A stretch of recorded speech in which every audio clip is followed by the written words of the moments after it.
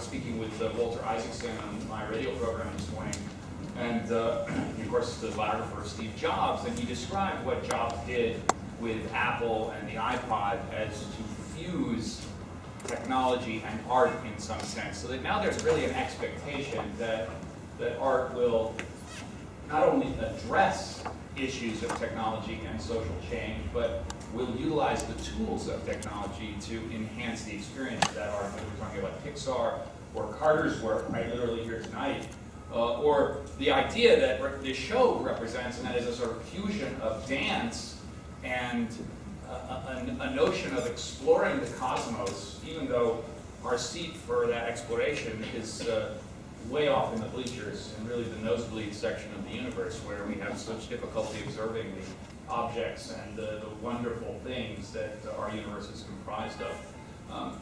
The Messier catalog, which I want to speak about a little bit, which is sort of the spine and also the subject of this piece,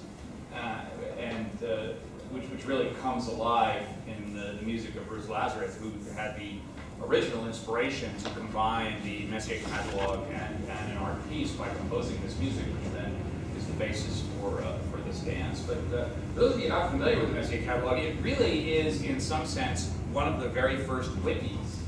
A community of technologically minded individuals utilizing new tools for exploring the universe, observing and finding things out there in the universe, noting down the position, timing, and description of those objects, and then sharing it. It began, of course, with the original cataloger himself, who did most of the objects, but then it's continued and really created a tradition of technology-minded individuals who know telescopes and have the patience to sit and look at the heavens and see images resolve very, very slowly on film, because you can't see most of the objects in the Messier catalog with even the telescopes you can buy over at B&H a few blocks away.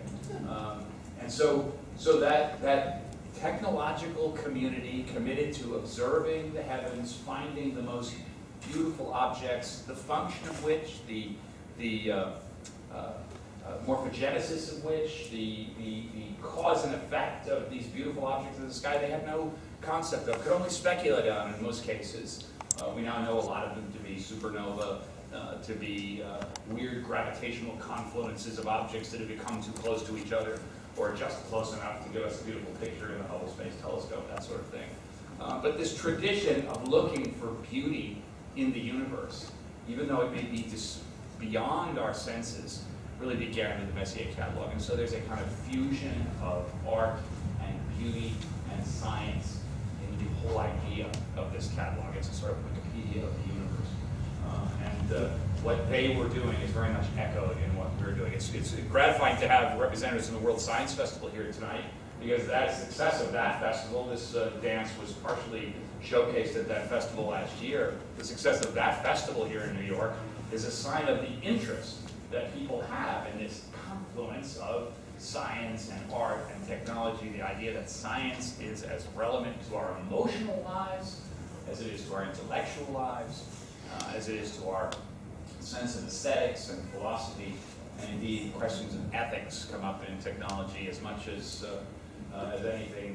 This week, for instance, the Supreme Court heard perhaps the most important case of the 21st century, the question of whether a GPS device on a drug suspect's car constitutes an unreasonable search, whether you need a warrant for something like that, and how you can even construct and define what a warrant is in a world where we're all surveilled constantly as we roam the streets of New York with the cameras everywhere. In fact, my kids love to point out where the cameras are. Very different from what I did when I was their age, but that's... So, welcome. Please, don't hesitate to express your appreciation. The dancers have worked very, very hard. I know Mary has worked very hard. Part of the pressure of this position of speaking, first of all, ahead of Mary, and in a sense for Mary.